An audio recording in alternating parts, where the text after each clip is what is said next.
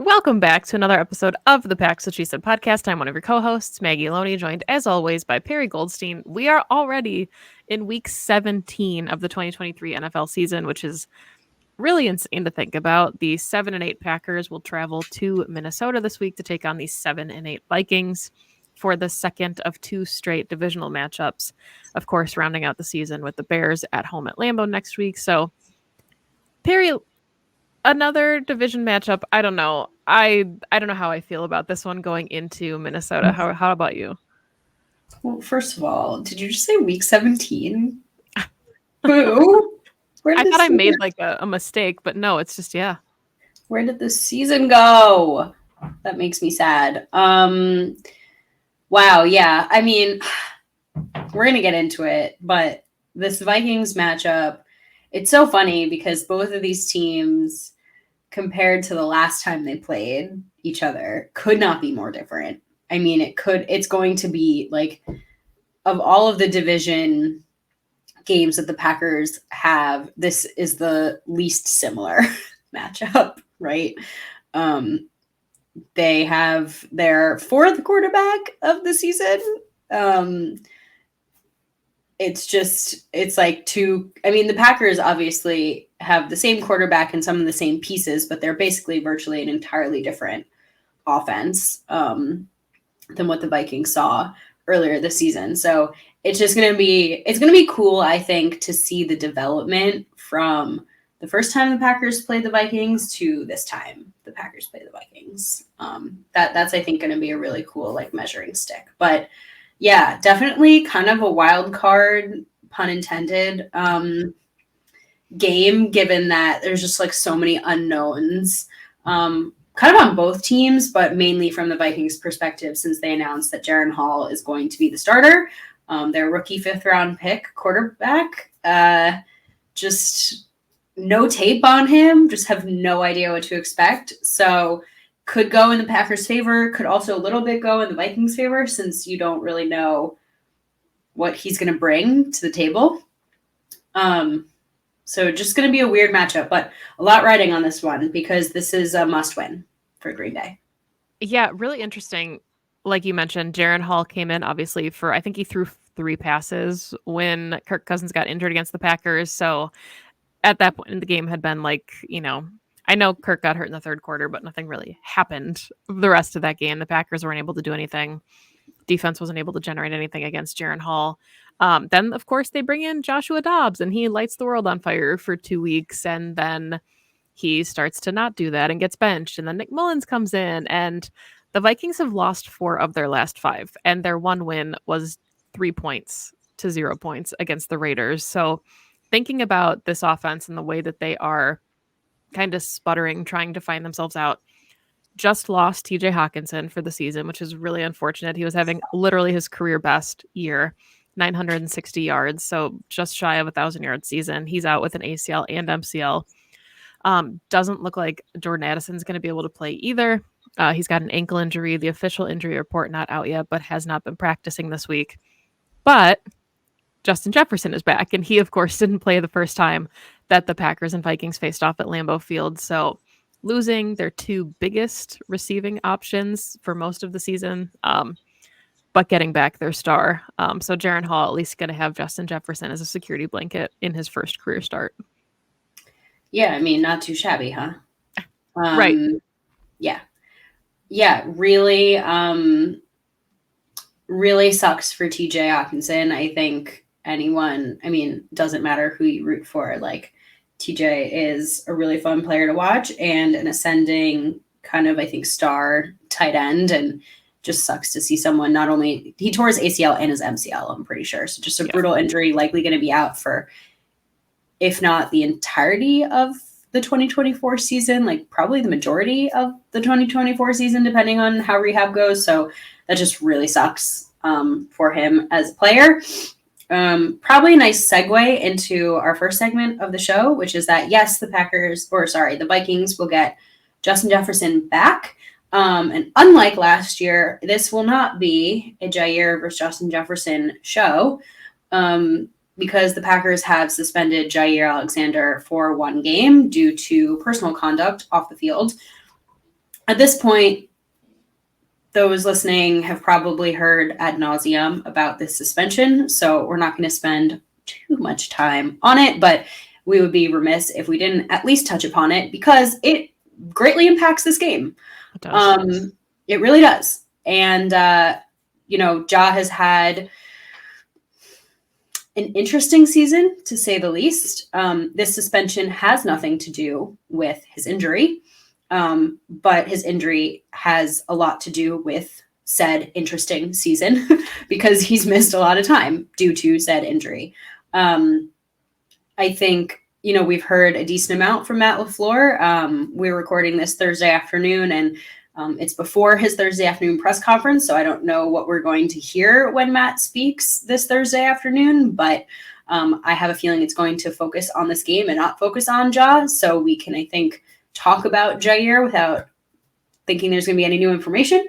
But he was suspended due to making himself captain, going out for the coin toss, almost botching the coin toss. I think a buildup of some things that we may or may not know about, some attitude stuff. I think the team decided to say, hey, we have to hold players accountable for the way that they're handling themselves in and around the locker room.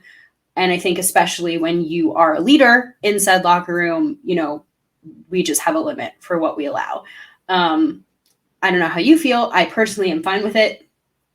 I think when you have a young team, especially, you have to set a precedent for how you can and cannot act. I'm fine with it as long as that standard is set across the board, right? Like, you just have to be consistent with the way that you are holding people accountable, whether that's players, coaches, all personnel, etc. Like, that's fine with me. It's one game, so it normally wouldn't be that big of a deal. However, it is a big deal because it's the Vikings. You need Jair against Justin Jefferson. I don't care what you have to say about how he played against the Panthers, etc. Like, you need Jair against the Vikings. So that sucks. I hope he learns his lesson. I have a feeling he will. Like, he's a smart guy. That's all I really have to say about it. Yeah, I mean, I think the part that, we're never going to know these things, right? We're not flies on the wall at 1265. But I think the only concern, and I do agree with the Packers, it was something that needed to be done. I understand their decision to do it. But you hope it doesn't have like a ripple effect and that it drives things apart further. I hope this is in some way able to kind of help put a band-aid on everything and remedy everything and say like, hey, I know, Matt LaFleur had said they had a conversation about it. He's not worried about their relationship. Like, those are all good things. And I'm not worried about the head coach when it comes to those kind of relationships, but yeah, you just hope it doesn't become a bigger issue with the defensive coordinator or other things where there's players acting out because they're feeling a certain way. And then, we talked about what potential ripple effect could happen when you have a head coach that's siding with the defensive coordinator and there's some blame on the players. And I think it was the right decision. I just, again, and it had to be done. There's nothing that I changes. don't know if there's like, this is like siding with the defensive coordinator though. No, I I'm not don't. saying that. I just mean like from perceptions in the locker room. Like, I would hate for there to be like, that's what I'm saying. If we're not flies on the wall, so we don't see if there's any type of like ripple effect with how players react to the suspension. I think that this is just like its own separate issue. And like, if some of Jaws, I just like hate speculating. I don't like, Yeah. I don't know. You have to take it at face value. Like, Jair did something that is not acceptable and there are consequences for it that need to be like enacted. And they were like, we are always saying how we feel like the Packers front office and staff like do not like hold players accountable like soon enough for things that we feel like they should be. Like, we watch them trot out, I'm sorry to use Amari Rodgers so often as an example, but like, we trot out Amari Rodgers for forever for botching like 1,000, fumbling 1,000 punt returns. And we're like, why are you still sending him out there? This is like malpractice, hold players accountable, take away snaps. it sucks because it's one of your highest paid, best paid players that you want to be playing, that should be playing. That part sucks. But they're doing exactly what we want them to be doing, which is holding people accountable and setting the tone, which is that we do not accept this level of behavior. Now, I don't know, again, what the conversations are, what the root cause of Ja's behavior is, right? If the root cause is related to the defensive coordinator, is this a bigger problem because of that? Then then sure, we're having like that conversation of sides, etc. You just have to take it as its own issue because we don't know the answer to that. Now, if it is related, they fire Barry at the end of the season or whenever they do it, and they move on from him, like problem solved. That's kind of where I'm at with it now, is that like once they make that decision, because I'm just going to assume that that's what's about to happen at the end of the season, then I think we're at like problem solved, right? It's, we heard you, we're with you, we're bringing in somebody new, we're going to revamp the side of the ball. Everybody wins, everybody's happy, and we're moving on. Yeah, I guess more or less I was just trying to say, like, do you wonder what, Ja's a vet, obviously, and he did make a poor decision that needed to be addressed because you can't have young players behaving that way. But you wonder if young players see that and they're like, oh, like I guess I just am curious about like the culture in the locker room and if things are changing at all where, they have concerns moving forward. Like, are young players mad that Jair did that because now they're going up against Justin Jefferson without him? Like, that's the kind of stuff that I think about, like the trickle down effect of some of these decisions. But like you said, Jordan seemed to say during his locker room interview that it wasn't like really affecting anybody. Now again, it could just be like speak, but you can only take what they're gonna say. I think there is like an element to like, I just said like a lot, I'm sorry. There is an element to this, I wonder, of this is a young team. Like, do they just not know any different? Like, they're like, oh, drama. Okay, moving on. A little bit of what we've talked about in this early season where they've never experienced certain things. And I think that's part of maybe what the coaching staff wants to say is that this is not normal. We do not accept this, but who knows? and I mean, I think that's why you have like Rashawn and Preston and Kenny, and you have the vets in the room that can come in and, address these things and model, Yeah. the right way to Yeah. move past things like this. So And let's they've keep spent talking. a season, and they've spent a season together. I think they know each other. I think they know each other's personalities, right? Like, they know Ja. He said, like, the guy's backed me and he was laughing. And I think everything is always somewhere in the middle. Right. I think they all love each other. And also there's always an element, and then I think we can move on from this potentially, but my thought is there's always an element of like, people are not infallible. Everybody makes mistakes. Shit happens. This is probably one of the more funny suspensions I've ever seen. It was so almost innocent. Like, I don't know if Ja meant harm to the team. I don't know if anything he did was necessary and malicious. So in terms of like locker room toxicity, like, I don't know Right. that there was like any kind of like, I can imagine being like, hey guys, like, I just wanted to be captain because this is my hometown. Like, Right. it's different than it could have been worse. But I'm still glad that the team responded the way they did. Yeah, and I mean, for all we know, he acted on it because guys on the sideline were ribbing him and saying like, "Oh, you should totally go out there. Like, you should," like we're never going to get all of those details that come with the camaraderie of a locker room, but we do obviously need to talk about Justin Jefferson's back, Jair is out. That likely leaves Eric Stokes, Carrington Valentine, and Keyshawn Nixon as the corners, going into this one. KJ Osborne had a really nice game against the Lions. Ty Chandler is in the backfield. Alexander Madison's in the backfield. Like, I guess, obviously any game without Jair is its own struggle, but where are you at now going into this game with this Vikings offense? I mean, does the fact that it's Jaren Hall change your opinion at all about the offense? Okay, it does. Of course. I mean, this is his first NFL start. So look, it's hard because under normal circumstances, you would look at this game and you would say, this should be a shoe in. Any defense would look at this game and say, yeah, they have Justin Jefferson, but you bracket Justin Jefferson, you stop the run, you should be good. Like, you should be good. You get to Jaren Hall, you rattle him, you take him down. You know, their offensive line still isn't that great. They have all of their starters out there, but it's not the best offensive line in the world. They're not world beaters. This is an offense that your average NFL defense should be able to stop. The Raiders held them. It was a different quarterback, but the Raiders held them, even with TJ Hawkinson, to 3 points. However, the Packers defense is playing abysmally, and they're 30th in DVOA right now. So I don't know how I feel about it, quite frankly. Last week was supposed to be the get right game against the worst offense in the league. So is this the get right game? You know, is this it?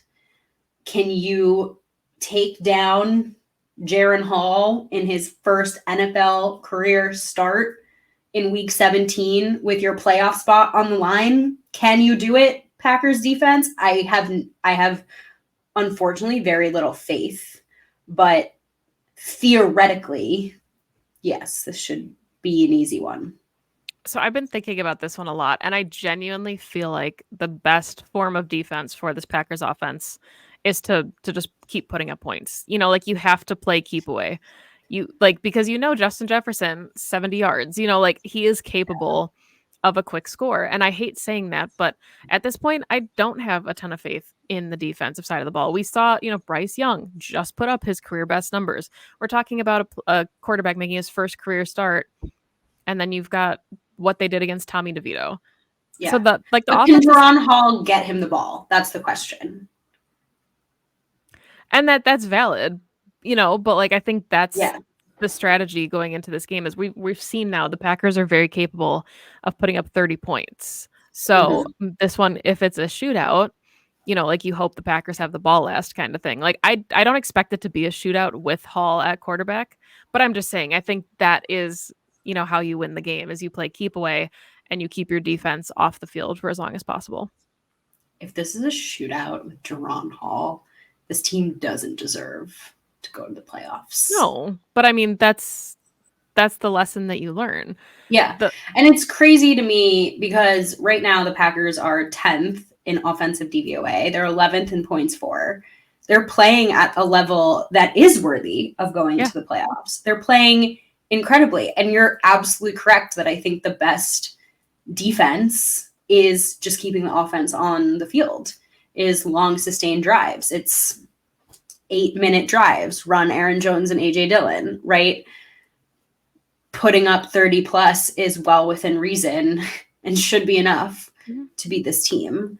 I would love to see a game where, and we haven't seen it in a couple of weeks, but I would love to see a game where Gary, Preston, Kenny, even LVN, who's really come up in the last couple of weeks as a pass rusher, really just take over a game. I think this is, like I said just before, an offensive line and a quarterback in particular where it's very humanly possible. And it's no hate to the secondary or the linebackers or the safeties, you know, behind them. I actually am excited to see Carrington Valentine back. I have questions about him not playing against the Panthers. Not that I think playing Stokes and Ja at starting was a poor move, but totally benching a guy who's played quite well, who's carried his weight on the boundary, was a little bit of a question in my mind. And I think he'll be all right against a KJ Osborne. But I think getting after this offensive line and the quarterback from a pass rush standpoint is probably the answer here. Yeah, I mean, we just saw Kenny Clark set a career best in sacks. He's still got 2 games to go. Mr. December has one more game in December. Rashawn Gary's still half sack away from his career high. I've been watching this, right? He had 9.5 as his best. He's at 9. Like he's Is got he two really? games. Yeah, he's got two Even though games. it feels like he's had such a quiet like couple of weeks. Yeah, I mean, and that's the thing. He's got two more games to get a sack to put him into double digits for the first time in his career. Like, these guys are stat watching a little bit to think about some of these milestones. And it's a young quarterback, like you said. Something that I thought was, you know, bizarrely missing from the Panthers game was turnovers. Bryce Young had thrown so many. Mhm. And now you've got Jaren Hall coming in, who has yet to make his first official start. I know it's not Nick Mullins, but Nick Mullins threw 4 picks last week against the Lions. So, like, the ball is going to be available for the secondary, Yeah. especially if the pass rush is generating the way that it is capable of doing. So, and the Vikings aren't putting up a ton of points. Like, we say that every week, and then we go see the Panthers put up 30. But, like, in this 5-game stretch where they went 1-4, they're averaging 16 points a game. The Packers in that same stretch are averaging 26 points a game in the last 5 weeks, 10 points more. Defensively, the Vikings are playing much better. Obviously, they're averaging like 18 points a game. But this Packers offense is capable of like lighting things up, and you just can't let the Vikings offense hang with that. Yeah. So let's flip then, because I agree with you that it's this offense that is going to win them this game. I'm really excited to hopefully get some weapons back. It looks like a few guys are starting to come back to practice. Not that I think we don't know yet. We'll see Friday's injury report. It's TBD. We did not get to see Jaden Reed break his record because he did not play. So maybe this week. He's trending in the right direction, it looks like. So yeah. Luke Musgrave returned to practice, although there's likely not a chance that he plays in this game.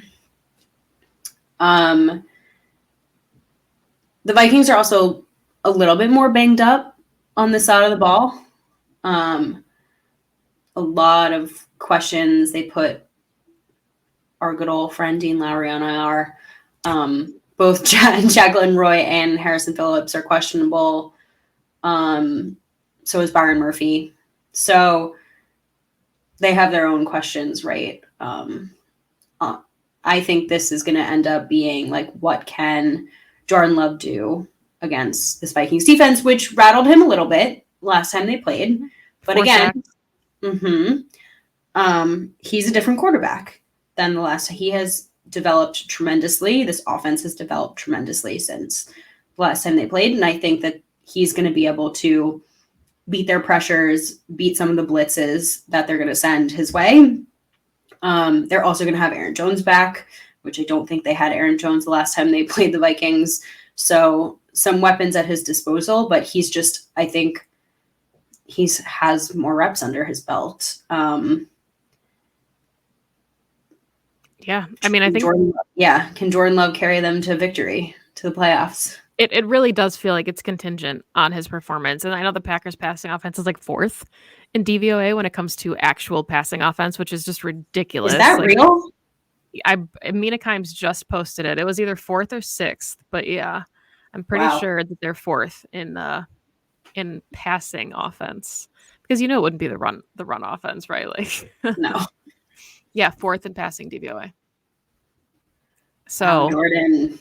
Well, and that's the thing. In his last 5 games, he's posted a quarterback rating over 108 in his last 5 of his last 6. 108. Like that's really good. 13 touchdowns, 1 pick. Like, and I think it's interesting, like to go back to the other ad nauseum conversation we had all, first half of the season, talking about like it being an evaluation year. The fact that we're sitting here talking about the Packers being in the playoff picture and it's contingent upon the performance of this quarterback that they weren't even sure was going to be the guy in the first like 6 weeks of the season, that says a lot about him too, and the way that he is so, he's hard to phase. He carries himself so well, and like you look at the company he's keeping, 27 touchdowns, a second behind only Dak Prescott and Brock Purdy, who both have 1,000-yard receivers. No other receiver on the Packers, offense has more than 650 yards. Like the characters he's working with, the cast he's keeping, like it's really Rotation of the impressive. cast that he's working with. So Yeah. to say that we're even in a position to say like, "Hey Jordan, gonna need a big game from you on Sunday night," is And just expect wild. it. And just Expect it, like yeah. because he has shown us over the last 8 weeks, 9 weeks, that he can go in and do it. I think he's had over 100 passer rating in the last 6 weeks of the season. Regardless of whether they win or lose this game, I think the way that they play, if they're competitive against this defense, is a win, right? And that's I think a microcosm of this season is the way this offense has been playing, the trajectory in which that they're on. I mean, being top 10 offense by the end of this season from where they were. Remember, like after the Raiders and the Broncos and how down we were on this offense to where they are now. That's a win. It's just a matter of getting them balanced on both sides of the ball going into 2024 to actually be competitive, to make some kind of push towards a real goal. Through playoffs is a cherry. But the thing is that we are allowed to be upset if they miss the playoffs this year because it was well within reach. It was in their hands, yeah. They have the offense has exceeded expectations. Jordan has exceeded expectations and done enough to get them there, where the veterans on the other side of the ball, the other side of the ball was what was supposed to kind of carry them a little bit. But for this game, we mentioned it already, but I think some of the keys are more long sustained drives. We always say, but like balance with the run game, but I think it'll be much, much easier with Aaron Jones back. Aaron Jones looked so explosive against the Panthers. So naturally, I think when he gets 15 to 20 touches a game, they have a winning record. So let's keep that formula going. Christian Watson, Dontavian Wicks were both do not practices today, so that's not the best sign. So getting Jaden Reed back would be huge. He was limited. You need one of the three. Going into this game without all three would not. Yeah, that's skeleton. That's a bit skeleton. Not that I didn't think Bo Melton and Malik Heath did not have a great game against the Panthers, but Vikings, Panthers defense, two very different sides of the coin. But like, what would be your keys against this Vikings defense? I think genuinely it's time of possession. And like obviously if Jordan Love can throw like a 60-yard touchdown to Jaden Reed, you take it 10 out of 10 times. But like if we're talking about your defense being fresh and your offense, like that's one of the things that we've seen them struggle with. It's like they either go down and score a touchdown or they go 3 and out. So like more consistency on the offensive side of the ball and like being able to sustain drives. Matt LaFleur talked about it, right? When he talked about, had the offense been able to put a little bit more together, it's probably a more impressive victory. So with the lack of trust that we have in the defense, I just want to see a really clean football game as well. None of the self-inflicted penalties that we've seen in the past. And I think the defense also like legitimately needs to force a turnover because that has been so missing from this season. They used to be one of the best like ball hawking secondaries just a couple of years ago. And yeah, that's we know what that means. We know what that says about the defense, but what else is there to say at this point, right? Like we can't keep talking about the defense. So really quickly, we can wrap here with the playoff picture. If you are, of course, still rooting for the Packers to make it into the postseason, which you should be, we need them to get a little bit of help. If they win out, they have a 95% chance here if they beat the Vikings and the Bears.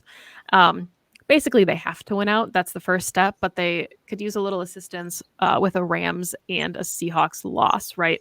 They're vying for one of those playoff spots. So if you are scoreboard watching this weekend, you are hoping for the Rams to lose and for Seattle to lose. But who are they playing?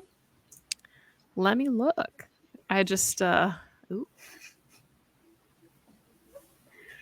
I know the Rams have the 49ers at least once. I don't know if that's this week or next week. We don't love rooting for the 49ers, but we will do it on behalf of our Packers. That's fine. So we have the Seahawks are hosting the Steelers. So, yeah, not Okay. not great there. The Rams are at the Giants. So not a ton to love this week. Okay.